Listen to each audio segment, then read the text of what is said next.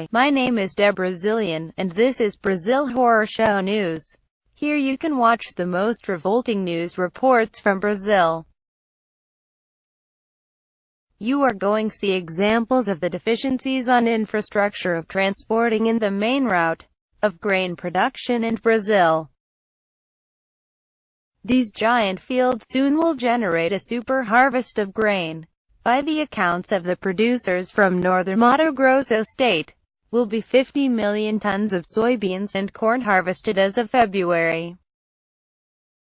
But the region that more produces grain on the planet suffers for a lack of transportation infrastructure. The only train that leaves from Rondonópolis at 310 miles from the main harvests cannot meet 1/4 of demand.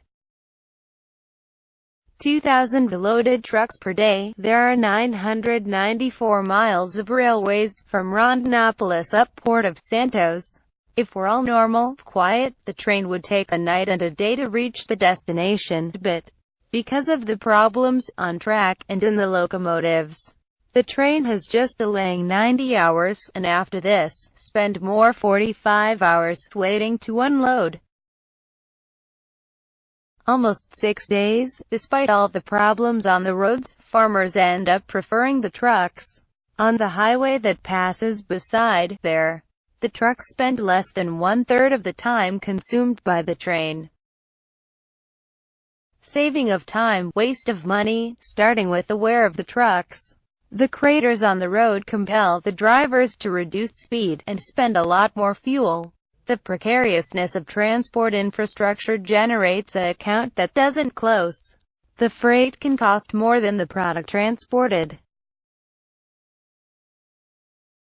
by truck. From Mato Grosso state up the Port of Santos, the transporting of a sack of corn, for example, costs 18 reals, double of the value of corn itself, which is about 9 reals per sack. A cost that makes more hard for Brazil to compete in the international market. The government's map foresees a modern rail system, with almost 6,213 miles of rails and branches that would link all regions from Brazil to her backbone, the North-South Railway. The problem is that only 3,728 miles are finished. And 3 years after the first announcement of the auction of system, the project still don't left on the drawing board. The president of the Council Infrastructure of the National Confederation of Industry has been optimistic about the benefits that investments in railways will bring to the country, but he admits that the big problem is still the government bureaucracy.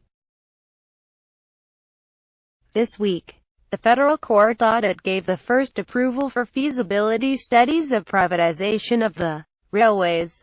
But before publishing the bidding edict itself, the federal government will have to review some estimations of expenses, which were considered exaggerated by the federal court audit. There isn't still a scheduled date for publication of this notice. The Brazil has 18,516 miles of railways, and only 25% of what is produced in the fields reaches the port by rail. The federal government plans to build 6,213 miles of railroad till 2025. The necessary would be 32,311 miles.